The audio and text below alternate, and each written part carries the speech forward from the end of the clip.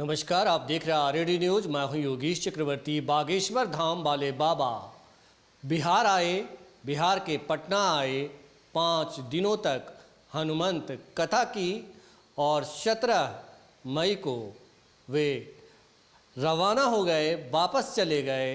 लेकिन जाने से पहले वो एक ऐसा कांड कर गए जो बिहार सरकार के मुंह पर किसी तमाचे से कम नहीं। नीतीश सरकार देखती रह गई और बाबा कांड करके खिसक लिए। तो आज हम इसी की पड़ताल करेंगे कि आखिर बाबा ने क्या कांड किया है।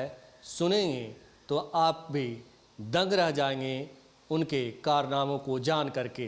तो चलिए शुरुआत करते हैं। हेमंत जी, जिस तरह से बाबा आए और जिसको लेकर के तमाम तरह की बयानबाजी हो रहे थे, उनके आने से पहले राष्ट्रपति के साथ उनकी तस्वीरें वायरल की गई। उसके बाद जो शंका आशंका व्यक्त किया जा रहा था वो काम करके चले गए और किसी को इसकी भनक तक नहीं लगी। उसकी चर्चा भी दबी जुबान से लोग कर रहे हैं। योगेश जी, जिनको कहते हैं बागेश्वर धाम के सरकार धीरेन्द्र शास्त्री उर्फ चमत्कारी बाबा, तो चमत्कारी बाबा का गुबार थम चुका है। बिहार से वो जा चुके हैं। उनके गए हुए 2 दिन बीत गए। तो बिहार में वो क्या कांड करके गए हैं उस पर आज हम लोग चर्चा करेंगे। जो कांड उन्होंने किया है उस पर जब वो गौर करेंगे तो एक तरह से लगेगा कि सरकार पर, प्रशासन पर एक तरह से वो तमाचा है। बागेश्वर वाले सरकार बिल्कुल उर्फ धीरेन्द्र शास्त्री उर्फ चमत्कारी बाबा का। तो कांड क्या है मैं उसके पहले बताऊं। उसके पहले जो आपने अभी चर्चा की तो उस पर हम आते हैं कि जब ये बागेश्वर वाले बाबा बिहार आ रहे थे उसके पहले जो हवा बनाई गई, जो माहौल बनाया गया, तो उसमें एक तस्वीर सोशल मीडिया में आई जो राष्ट्रपति भवन में राष्ट्रपति महोदया से ये धीरेन्द्र शास्त्री की मुलाकात की तस्वीरें सोशल मीडिया में आई। और वह एक तस्वीर ऐसी तस्वीर थी जिससे लोगों को आश्चर्य हुआ कि आखिरकार यह व्यक्ति जो खुद को ईश्वर के समतुल्य अपने आप को बताता है, अपने को आप चमत्कारी बाबा के रूप में पेश करता है कि हम चमत्कार करते हैं, लोगों का दुख दर्द दूर करते हैं, तो इसकी पहुंच वहाँ कैसे हो गई। और उसकी तस्वीर ऐन बिहार आने से पहले, ठीक बिहार आने से पहले वहाँ पर कैसे वायरल की गई है। तो ये एक तरह से था कि एक ऐसे बाबा का जिसका चाल चरित्र संदिग्ध है, उसको एक स्वीकार्यता दिलाने के लिए इस तरह की तस्वीरें वायरल की जाती हैं।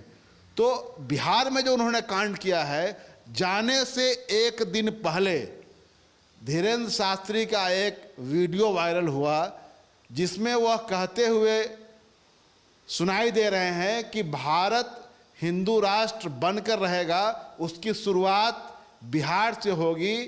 जिस दिन बिहार के 13 करोड़ आबादी में से 5 करोड़ लोग अपने घरों पर भगवा झंडा लहराएंगे और माथे पर तिलक लगाएंगे, उस दिन से हिंदू राष्ट्र बनने की शुरुआत हो जाएगी और यह शुरुआत बिहार से होगी। और उन्होंने अपने भक्तों की खूब तालियां बटोरी। एक बात कह देते हैं इस कथा के माध्यम से, आज एक संकल्प लेकर घर जाना। जिस दिन इस बिहार राज्य के 13 करोड़ लोगों में से 5 करोड़ लोग ही अपने घर के बाहर धर्म का ध्वज, मस्तक पर तिलक लगाकर निकलने लगेंगे, उसी दिन भारत हिंदू राष्ट्र की ओर अग्रसर हो जाएगा।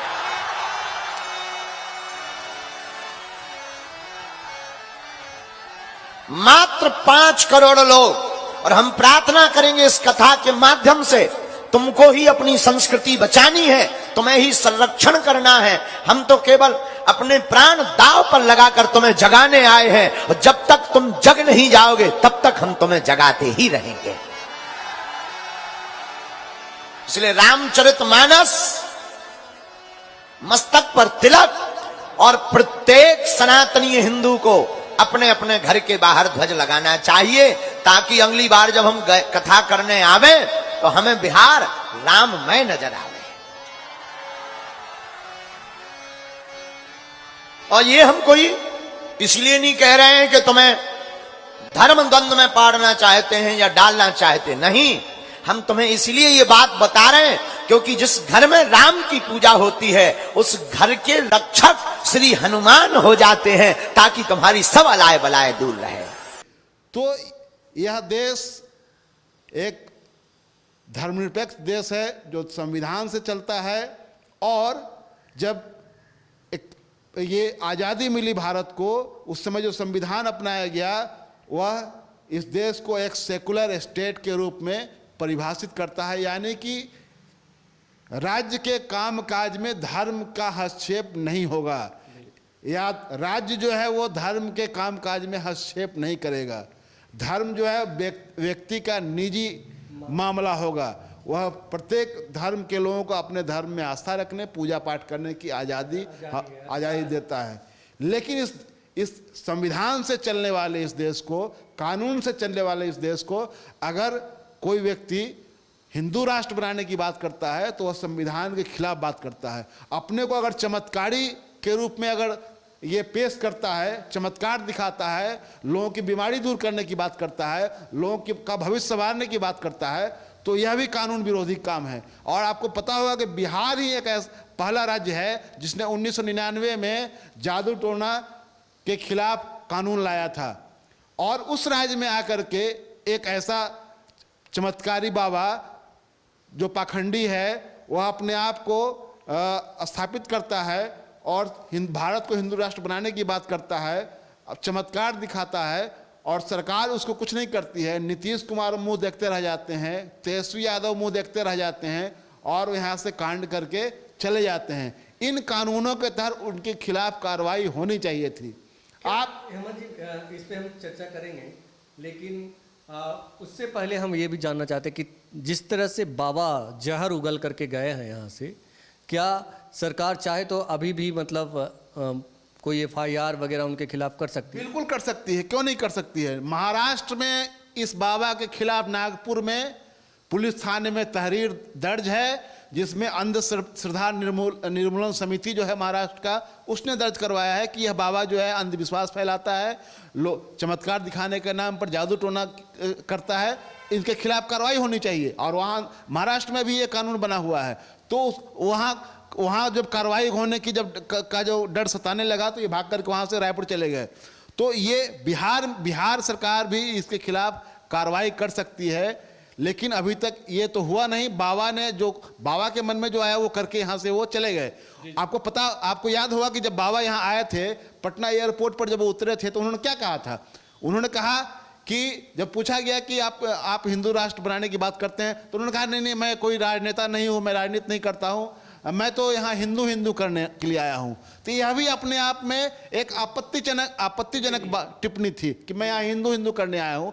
आप अगर संत हैं, आप अगर कथा वाचने के लिए आए हैं, चाहे हनुमंत कथा हो, चाहे राम कथा हो, चाहे भगवत वाचने के लिए आए हो, गीता वाचने के लिए आए हो, तो आप कहें कि मैं हिंदू करने के लिए आया हूँ, तो ये कहीं ना कहीं से एक तरह से ध्रुवीकरण, गोलबंदी की बात होती है।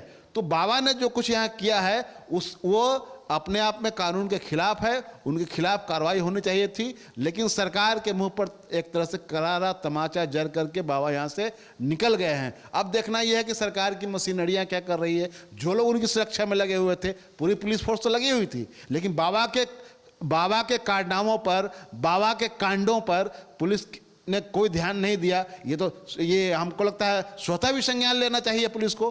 बहुत सारे मामलों में पुलिस स्वतः संज्ञान लेती है। आप देखिए कि जाने के समय उन्होंने क्या किया। वो चार्टर्ड प्लेन से यहां से गए हैं, और किसके साथ गए हैं? तस्वीरें वायरल हुई है, मीडिया में खबरें आई हैं। एक पूर्व विधायक है हुलास पांडे, जिनके खिलाफ अपहरण, फिरौती, तमाम तरह के ये मामले दर्ज हैं। AK-47 के तस्करी का मामला उनके खिलाफ दर्ज है।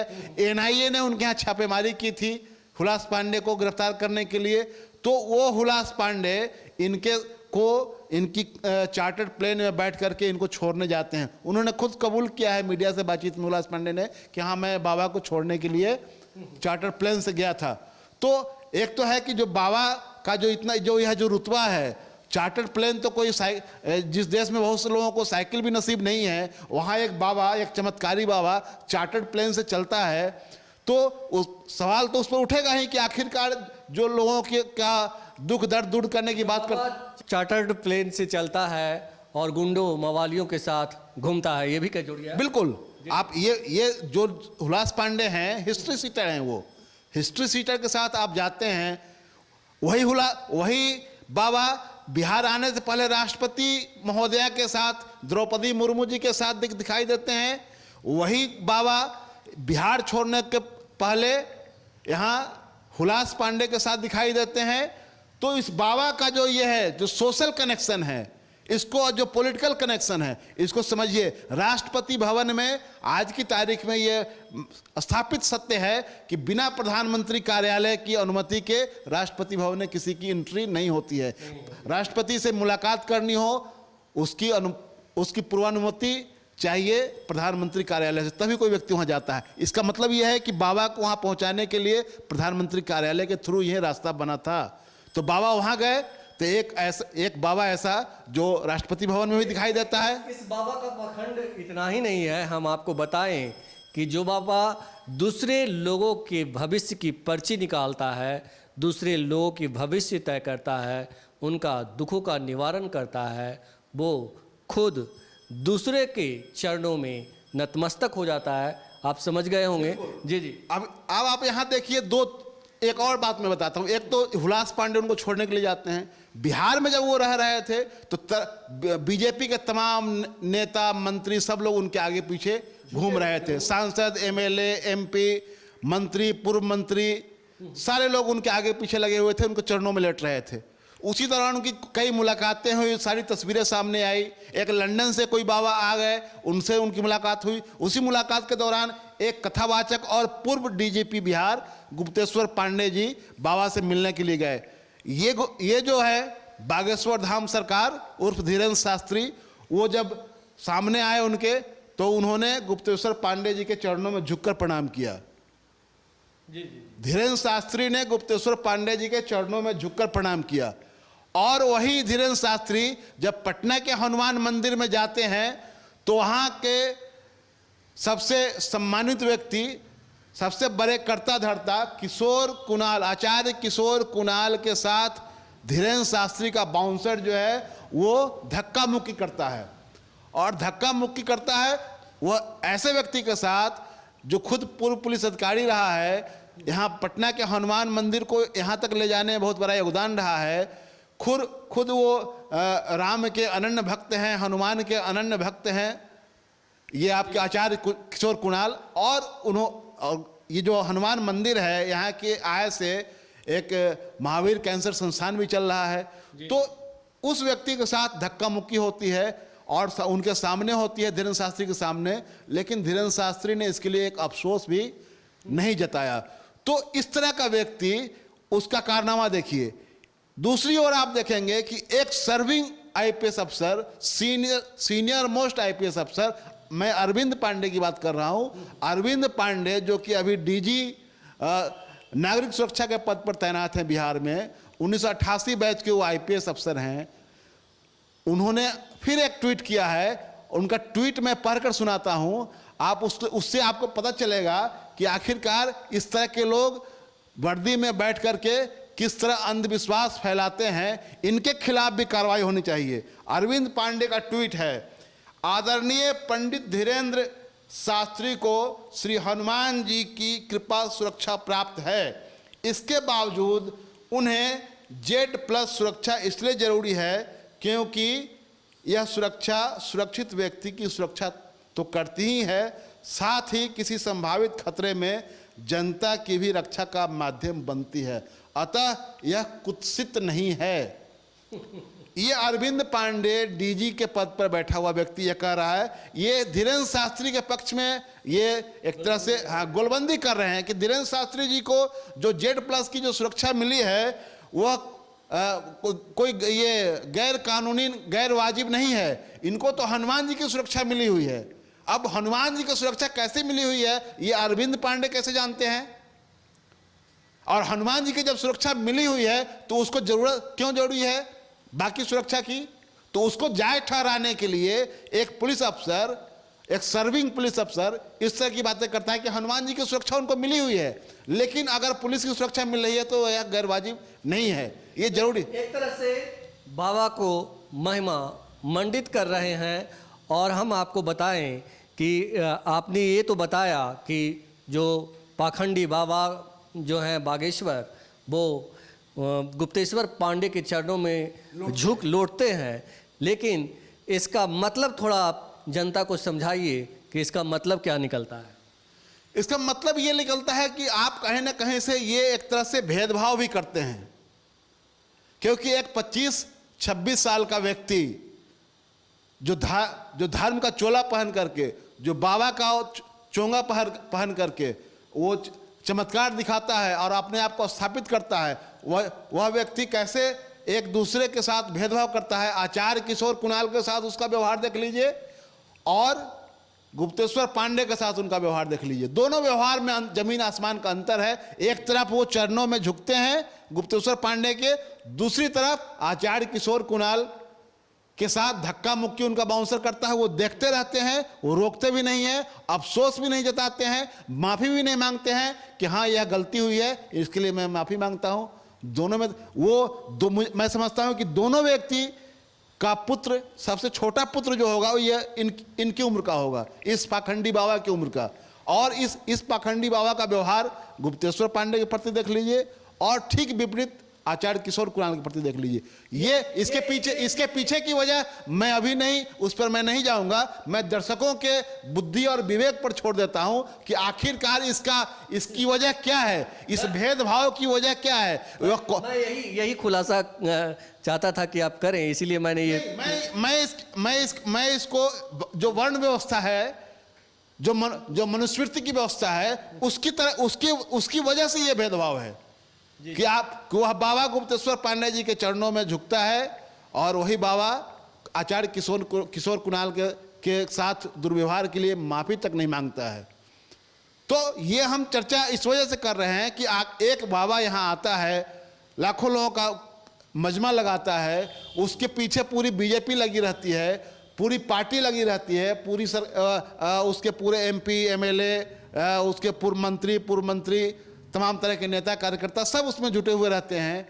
और वह व्यक्ति यहाँ सरकार को तमाचा मार करके चला जाता है, लेकिन नीतीश कुमार की सरकार, मुख्यमंत्री नीतीश कुमार, उप मुख्यमंत्री तेजस्वी यादव बाबा के खिलाफ कोई कार्रवाई नहीं करते हैं। खिलाफ मुख्यमंत्री कार्रवाई नहीं करते, लेकिन जनता को अब मुख्यमंत्री संदेश दे रहे हैं कि यहाँ पे कुछ पाखंडी लोग जो हैं वो भाईचारे को बिगाड़ने की कोशिश में जुटे हैं, आपसी प्रेम को तोड़ने की हर संभव कोशिश कर रहे हैं।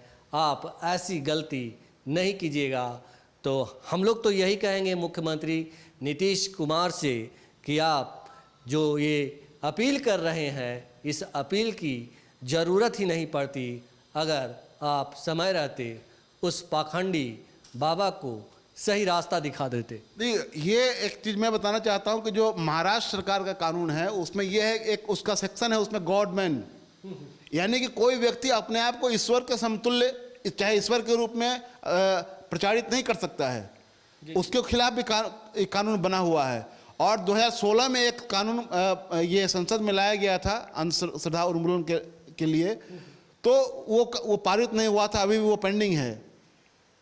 तो मैं तो सोचता हूं कि ये भारत सरकार को केंद्रीय स्तर पर कानून लाना चाहिए ऐसे लोगों को रोकने के लिए। लेकिन आप क्या उम्मीद कर सकते हैं कि जब एक पूरी पार्टी अभी केंद्र की सरकार में है, जो जिसके पास बहुत बड़ी मेजॉरिटी है, वह पार्टी जब सरकार में है, बहुत ये जबरदस्त मेजॉरिटी के साथ में है, तो क्या वो इस तरह कानून लाएगी जो बाबा के पीछे घूम रही थी? पूरे उसके मंत्री, उसके सांसद, पूर्व मंत्री, नेता, कार्यकर्ता सब घूम रहे थे। तो आपने ऐसी बात कर दी कि मैं बोले बिना नहीं रह पाऊंगा कि देखिए कि जो नेतृत्व करता है उस पार्टी का, वही बजरंग बली के नाम लेकर के लोगों को वोट डालने की अपील करता है। तो उस पार्टी से आप ऐसे कैसे उम्मीद कर सकते हैं? हाँ, ये जायज सवाल है कि अगर जो सरकार में बैठे हुए या सरकार के मुखिया प्रधानमंत्री अगर बजरंगबली का जयकारा लगाते हैं चुनावी सभाओं में, और कर्नाटक में ये हुआ है, और उन्होंने वहाँ जब बजरंग दल पर प्रतिबंध की बात कांग्रेस ने की तो उन्होंने सामने में बजरंगबली को ला दिया और लोगों से अपील की कि जब आप वोट डालने के लिए जाएं तो ईवीएम का बटन दबाएं और बजरंगबली का नाम भी लें। तो यह तो अपने आप में एक तरह से प्राइवेसी कानून जो है इसका क्या कहते हैं, वोट की गोपनीयता का जो कानून है उसका भी उल्लंघन है, आचार संहिता का भी उल्लंघन था। हेमंत जी, वही नहीं, अगर बाबा बिहार की धरती पर अपना पैर रखे तो उसके पीछे का कारण भी यही है कि वो विभाजन चाहते हैं, नफरत की राजनीति बोना चाहते हैं, नफरत की राजनीति करना चाहते हैं, बांटना चाहते हैं समाज को। मकसद तो वही है। बिल्कुल, ये आप देखिए बाबा की एंट्री जो बिहार में हुई उससे बिहार में जो उनका पूरा ये यहाँ जो बिहार में रहे, बिहार में उन्होंने जो कुछ किया उसको अगर आप एनालाइज कीजिएगा तो उससे बहुत चीज़ें साफ होने लगेंगी कि एक खास एजेंडे के तहत उनको यहाँ पर लाया गया था। और इसमें खुल करके बीजेपी सामने आई कि एक तरह से पूरा हिंदुत्ववादी एजेंडा को आगे बढ़ाना है, एक गोलबंदी करनी है। विपक्ष में मची है खलबली, साथ में है मोहम्मद अली।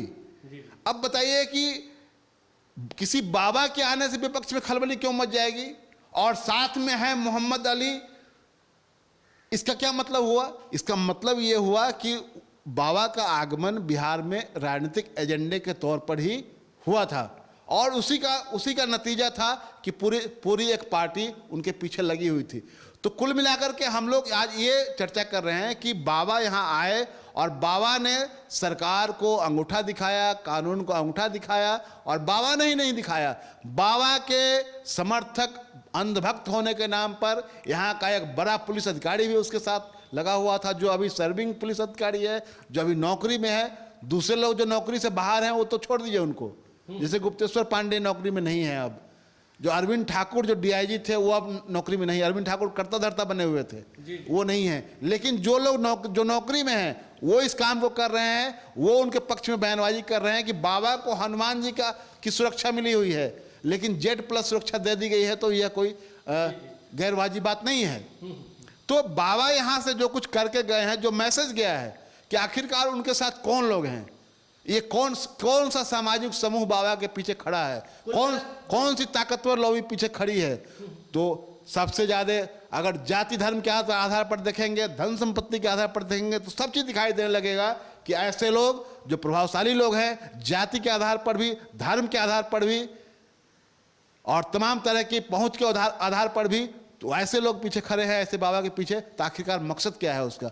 मकसद ये है कि ये ध्रुवीकरण हो, एक गोलबंदी हो हिंदू के नाम पर और हिंदू राष्ट्र बनाने के नाम पर। जब कोई यह बात करता है कि भारत को हिंदू राष्ट्र बनाने की शुरुआत बिहार से होगी, और सिर्फ जिस दिन 13 करोड़ की आबादी के बिहार से, उसमें से कम 5 करोड़ लोग ही अपने घरों पर भगवा झंडा लगा लेंगे और माथे पर तिलक लगा लेंगे, उस दिन से यह शुरुआत हो जाएगी।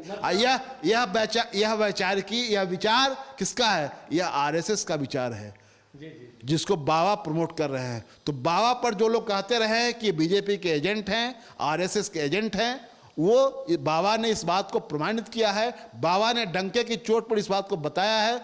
तो ये यहाँ की सरकार के सामने चुनौती है कि ऐसे बाबा के बारे में उन्होंने जो कुछ किया है उसकी जांच पड़ताल कराई जाए, उनके खिलाफ कार्रवाई हो, देर से ही सही, लेकिन कार्रवाई उनके खिलाफ होनी चाहिए। तो बाबा अपना पाखंड का जाल फैला कर गए हैं, टीका और पताका फहराने का संदेश देकर गए हैं।